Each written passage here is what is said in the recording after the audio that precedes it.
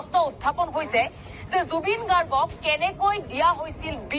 বিলাতী সুৰাৰ সৈতে বিষ মিহলাই দিছিল নেকি সিদ্ধাৰ্থই শেখৰ জ্যোতি গোস্বামী ঋতুৰ পাছত আনটোকৈ বিস্ফোৰণ যে সিদ্ধাৰ্থই বিষ মিহলাই দিছিল বিলাতী সুৰা খুৱাইছিল বিলাতী সুৰা বা কি পদ্ধতিৰে বিষ দিছিল এটা ডাঙৰ প্ৰশ্ন খাদ্যৰ সৈতে দিছিল নে বিলাতী সুৰাৰ সৈতে দিছিল কি আছিল এই বিষ কিহৰ বাবে বিষ পান কৰোৱাৰ বা জুবিন গাৰ্গক হত্যা কৰাৰ ষড়যন্ত্ৰ ৰচা হল শেখৰ জ্যোতি গোস্বামীয়ে যদি সঁচা কথা কৈছে তেতিয়াহ'লে এক মহা বিস্ফোৰণ এক অতিকৈ ডাঙৰ ষড়যন্ত্ৰ ৰচা হৈছিল জুবিন গাৰ্গক লৈ এই মুহূৰ্তত আমি সবিশেষ লৈ আহিছো জুবিন গাৰ্গক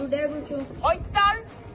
যি ষড়যন্ত্ৰ সেয়া পূৰ্বৰে পৰা আছিল নেকি ছিংগাপুৰত চলিছিল জুবিন গাৰ্গক হত্যাৰ ব্লুপ্ৰিণ্ট জুবিন গাৰ্গক বিষপান কৰোৱাইছিল সিদ্ধাৰ্থ আৰু শ্যাম কানুৱে সিদ্ধাৰ্থৰ সৈতে শ্যাম কানুৰ নাম সাঙুৰ খাইছে এই ষড়যন্ত্ৰ কৰিয়ে বিদেশৰ স্থান নিৰ্বাচন কৰা হৈছিল সিদ্ধাৰ্থ শৰ্মাই ইয়তৰ ভিডিঅ' কাকো নিদিবলৈ নিৰ্দেশনা দিছিল সিদ্ধাৰ্থই বলপূৰ্বকভাৱে পাইলটৰ পৰা ইয়তৰ নিয়ন্ত্ৰণ নিজৰ হাতলৈ লৈছিল কেতবোৰ বিস্ফোৰক মন্তব্য সাগৰৰ মাজৰ ভয়াৱহ অংশলৈ লৈ যোৱা হৈছিল ইয়তখন তাতে সাঁতুৰিব দিয়া হৈছিল জুবিন গাৰ্গক সিদ্ধাৰ্থই আনক বাধা দি নিজেই যোগান ধৰিছিল সুৰা পানীত ডুবাৰ সময়ত সিদ্ধাৰ্থ শৰ্মাই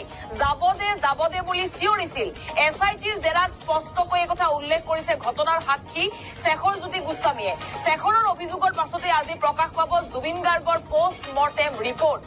আৰু GMCHত হোৱা পোষ্টমৰ্টেম ৰিপৰ্ট আজি প্ৰকাশ পাব পত্নী গৰিমা শইকীয়া গাৰ্গৰ হাতত এই পোষ্টমৰ্টেম ৰিপৰ্ট অৰ্পণ কৰিব